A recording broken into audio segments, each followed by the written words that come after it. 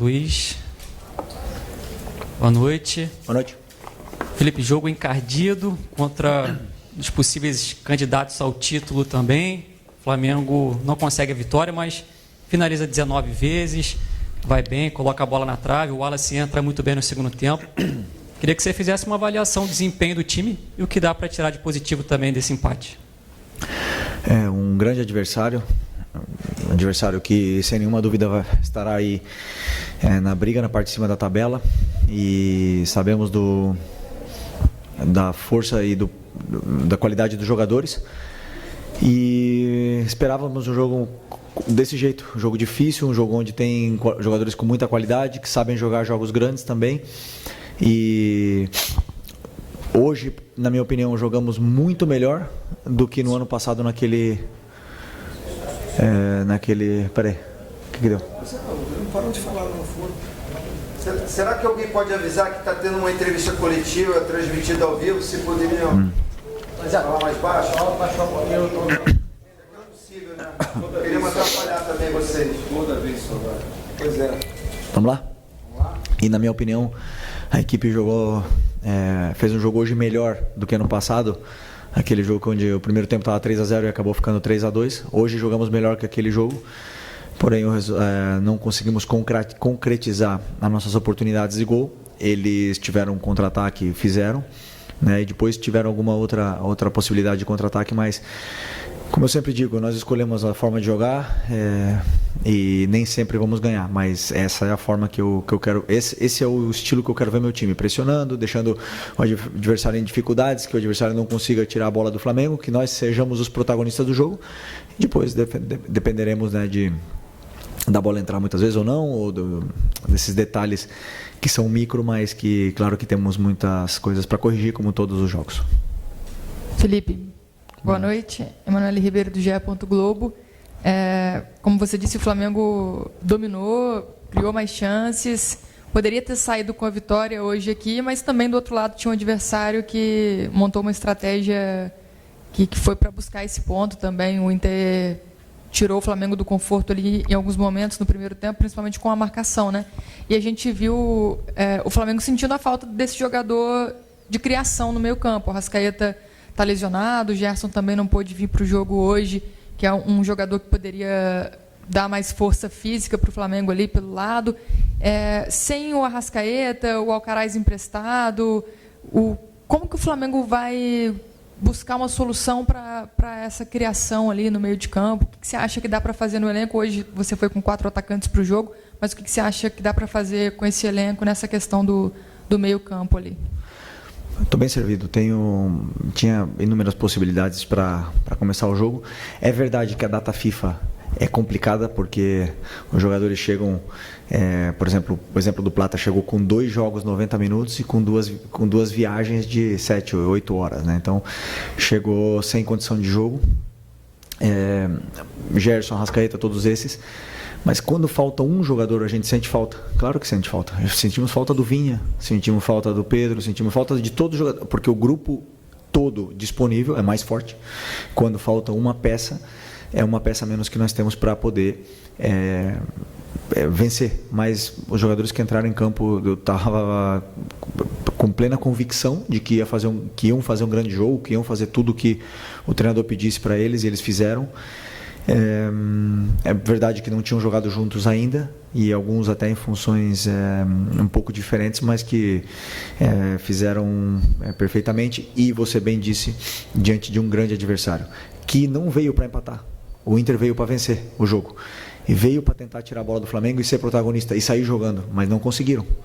E a gente conseguiu colocar o Inter defendendo em bloco baixo na área deles e ter que se fechar. Isso é mérito do jogo de hoje, desses jogadores. Tivemos a chance de fazer, não fizemos, porém, o futebol é assim mesmo. E sobre a criação, como eu falei, tem outras formas de conseguir fazer o time ter essa criação. Aliás, hoje não foi um problema, porque criamos chances de gol. Felipe, Raíza Simplício aqui da Gol Brasil e da revista Placar. Você falou sobre o Flamengo ter realmente criou várias oportunidades hoje, acabou não conseguindo fazer os gols. E você citou também algumas coisas que tem que melhorar e etc. Essa questão da pontaria seria algo que o Flamengo precisa melhorar? Durante o Campeonato Carioca também o Flamengo teve muito volume de jogo e em alguns jogos, né, não conseguiu converter. E rapidinho, Rodrigo, não me mata, mas é só para entender se você conta com o Pedro já nesse mês de abril, no final do mês, por exemplo, como é que está essa situação? Que dia é hoje? Março ou abril? Nós estamos 29 de março. 29 de março? Não, sim. Pedro, contamos com o Pedro em abril. Se nada acontecer fora do previsto, né? Porque ele está na fase aí final da recuperação dele, esperamos ter o Pedro em campo ainda em abril. E sobre a pontaria, assim, obviamente que os atacantes vivem de números de gols e durante a temporada passam por altos e baixos, né, nesse quesito tá fino na frente do goleiro, tá frio e tá mais gelado, né? Esses atacantes precisam desses gols para se soltar e poder criar. Então vão ter dias que assim a bola não vai entrar, como foi hoje, que o Juninho teve 2 ou 3 chances. O Wallace também teve 2 chances, se eu não me engano. Não lembro se o Bruno teve alguma, mas eles vão ter chances e vão ter dias que eles vão converter até as mais difíceis e vão ter dias que as fáceis não vão entrar. Isso é totalmente do futebol. E claro que depois os números, cada atacante tem o seu. Tem atacante que acaba o ano com 50 gols e tem atacante que acaba o ano com 12, ou com 10 ou com 5. Então isso é muito natural dos jogadores de frente, e o que eu como treinador posso fazer é, como eu sempre falo, levar eles até essa zona, tentar com que eles tenham essas oportunidades de gol e convertam, né? E dar treino para eles e soluções para eles poderem melhorar a pontaria, mas não me preocupa. Felipe, boa noite. Natália, Rádio Roquete Pinto e também Damas do Esporte. A gente viu o Wallace entrando, né, no segundo tempo, dando muita movimentação de jogo, né? Ele teve ali oportunidades até mesmo de ampliar o placar. Ele é um jogador jovem que veio da base, você vem utilizando ele, acabou sendo o artilheiro do Flamengo no Campeonato Carioca. Eu queria saber como você enxerga o potencial dele, o futuro dele dentro dessa temporada.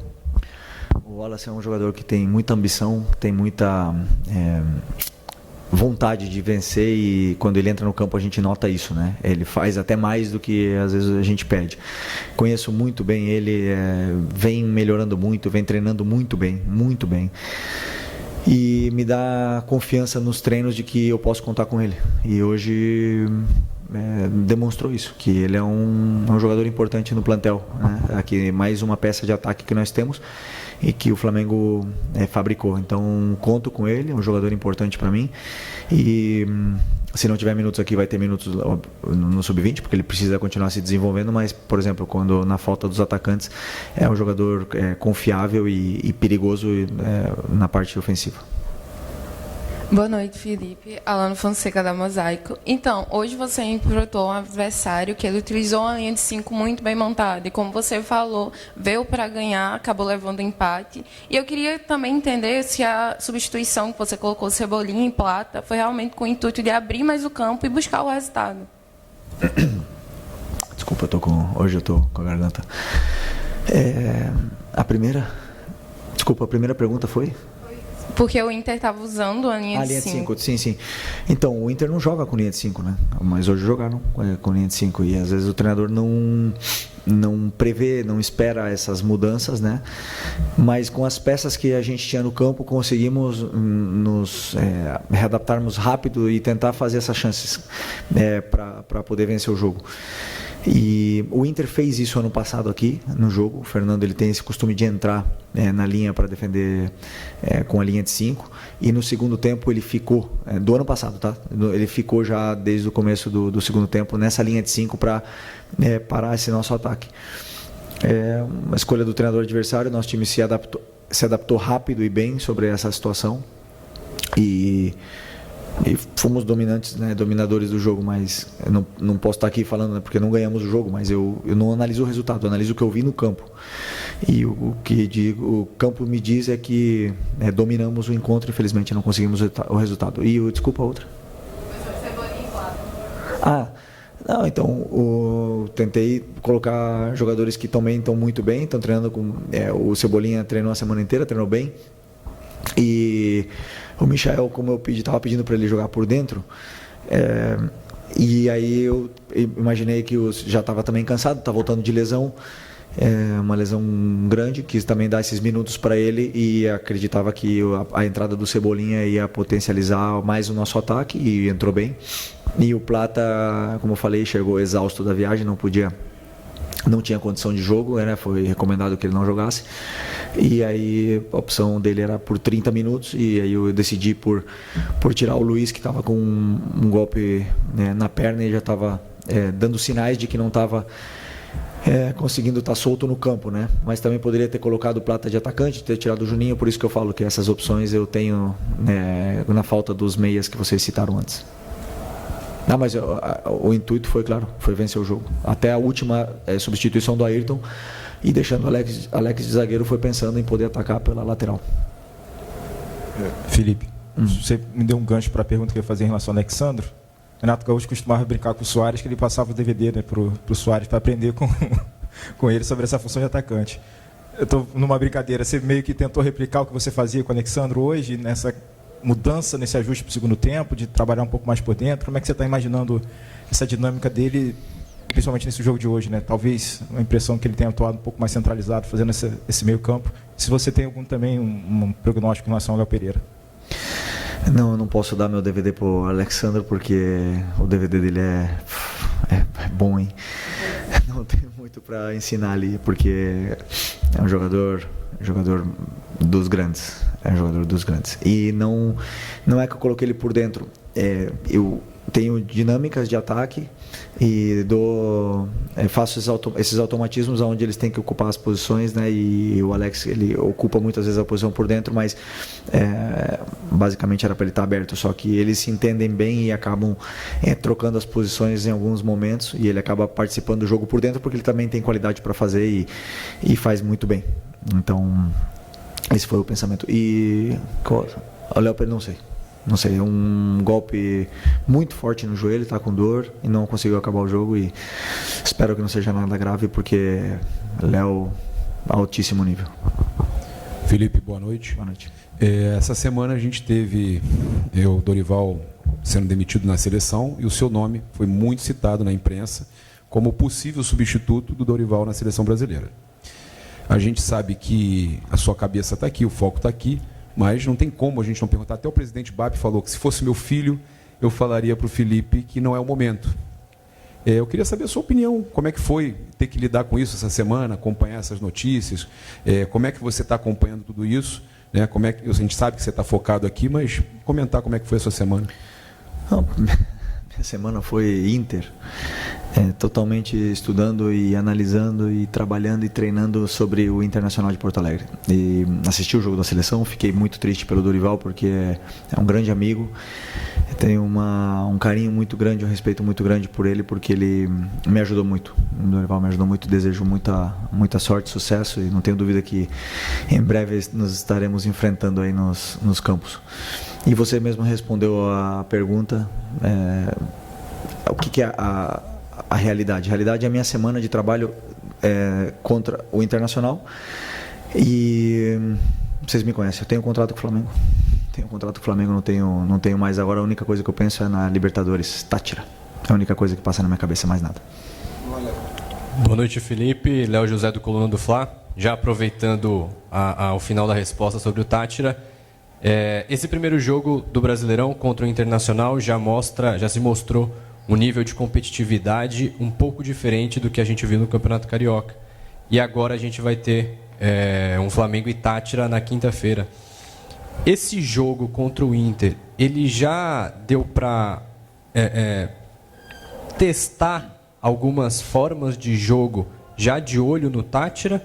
Ou o jogo contra o time da Venezuela vai ser tudo traçado do zero? Eu nem sei como eles jogam. Nem sei que sistema eles jogam. Nem conheço nem os nomes dos jogadores ainda do Táchira. Essa semana amanhã de manhã vou começar a estudar eles.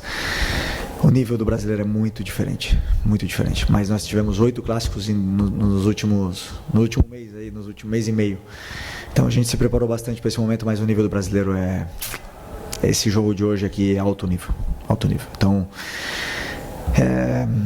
por mais que a gente queira preparar muitas vezes, né, um adversário, quando vem jogadores como Alan Patrick, Wesley, Valência, Borré, o nível é nível Europa. Esses jogadores são muito grandes, muito bons, e é difícil de jogar o campeonato. Então agora queríamos muito ter vencido esse jogo em casa, não conseguimos, porém são 38 rodadas, é um campeonato longo e vence o melhor e o mais regular. Então é importante que sejamos sinceros com o que foi feito, nós dentro do nosso vestiário sejamos sinceros com o que foi feito no jogo. Se tivesse ganhado o jogo jogado mal, teremos que ser sinceros com a gente mesmo, porque temos que sempre estar evoluindo, melhorando para poder tentar ir em busca desse campeonato. E a partir de amanhã, Tátira. Boa noite, Felipe. Bruno Castanha, Bruno TV e também B2 na área. Eu queria perguntar para você especificamente do Bruno Henrique. O Bruno Henrique hoje jogou numa função diferente, mais como meio, jogando atrás do Juninho, com bola e também sem bola na marcação e não na primeira linha. Ele também marcando o Fernando, principalmente no primeiro tempo, nessa série de bola. Eu queria que você falasse para mim o que você pensou em relação ao Bruno Henrique nessa posição. Obrigado. Primeiro, o Bruno fez um treino comigo. Esse jogador esse cara é muito diferente. Esse cara é muito, muito diferente. E aí eu conversei com ele hoje, pedi se ele tinha condições, se ele queria, né, se ele estava em condições, se ele se sentia confortável de começar o jogo e quanto tempo mais ou menos ele poderia aguentar.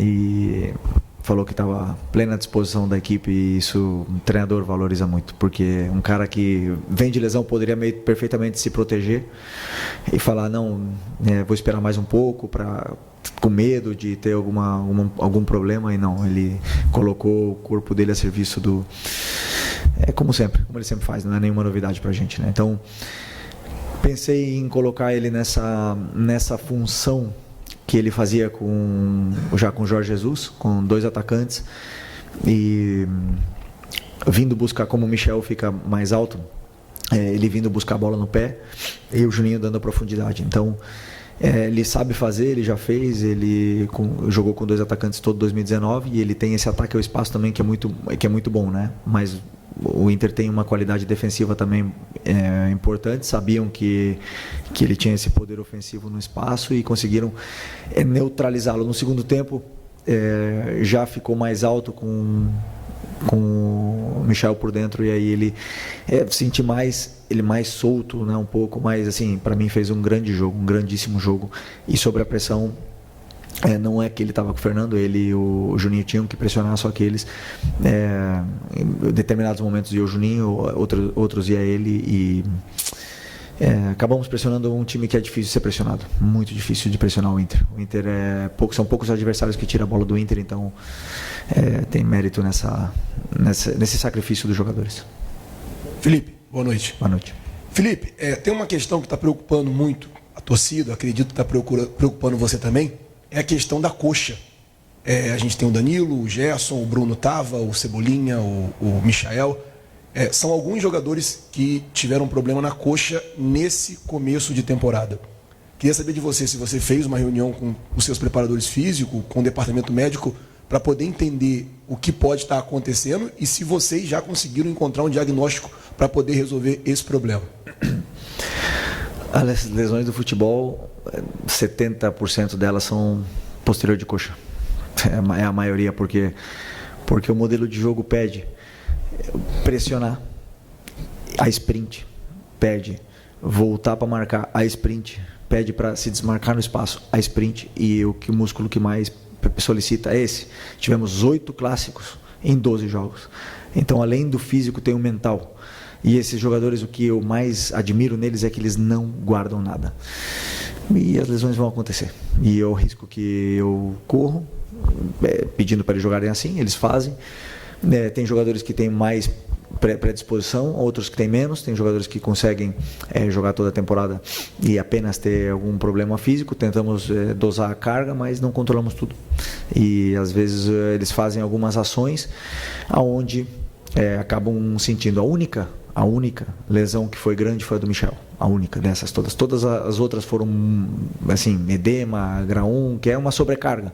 Só que tiram o jogador aí 10 dias, 2 semanas dos gramados, infelizmente, mas estamos trabalhando, claro, para poder... Eu acredito que agora com a sequência de jogos até melhore isso e eles se condicionem cada vez melhor para poder ajudar a equipe. Aqui Felipe, boa noite. Marcos Martins, do canal da QSRN. Você comentou sobre que qualquer desfalque realmente enfraquece a equipe. O Flamengo sente a falta do Vinha, do Pedro, e hoje sentiu, acho que principalmente as ausências do Gerson e do Arrascaeta, que são os principais meios de criação do Flamengo atualmente no plantel. Você identifica ou considera que o Flamengo talvez necessite de mais meias com essas características no plantel para poder repor as ausências deles? O que eu posso te dizer é que o Flamengo precisa e está fazendo, estar atento sempre ao mercado para poder sempre trazer aqui jogadores nível Flamengo, para poder levar mais ainda o nível da equipe. Não só estamos olhando meias, nós estamos olhando volantes, zagueiros, laterais, meias, atacantes, pontas em todas as posições para poder sempre elevar o nível da equipe. E posso te garantir que estão trabalhando muito bem, né? Muitas horas. Mas, como eu falei para vocês também, que dentro desse próprio elenco estamos bem servidos. Felipe, Fábio Barcelos, Família da Nação, boa noite. No ano passado, o Flamengo venceu o Campeonato Carioca e a temporada seguinte, né, aliás, a mesma temporada, o restante das competições não foi bom. De que maneira você vai trabalhar a mente, o mental desses jogadores para dizer para eles o que você dizia durante o Campeonato Carioca, que a temporada começa nesse momento, agora, que o Campeonato Carioca foi só uma pré-temporada? Ano passado ganhamos o Carioca e não ganharam, né, o Brasileiro, ganhamos a Copa do Brasil. Em 2019 ganhou o Carioca e ganhou o Brasileiro e Libertadores. Em 2020 ganhou o Carioca e o Brasileiro. Em 2021 não ganhamos nada. Então, assim, cada ano tem um ano diferente, não tem nada, mas o que eu falo para eles é justamente isso. Agora começou a temporada para a gente. Por incrível que pareça, 8 clássicos, 2 finais, tudo isso, e o ano começa agora. Então já tem jogadores aqui, já tem um desgaste grande de seleção, de sequência de jogos, e o ano começa hoje. E infelizmente depois da data FIFA, né, que chegamos aí nesse... que não é fácil jogar depois da data FIFA, porque os jogadores estiveram se alimentando de um modelo diferente durante 2 semanas e vão chegar aqui agora e jogar do jeito que a gente joga. Não é nada fácil. Então tem muita coisa boa, e o que eu mais sinto é essa ambição que os jogadores têm de conquistar esse campeonato, e isso o treinador percebe. Eu sinto no dia a dia, na maneira deles trabalharem, então por isso que o ambiente está tão bom. Obrigado, Felipe. Obrigado, boa noite, pessoal.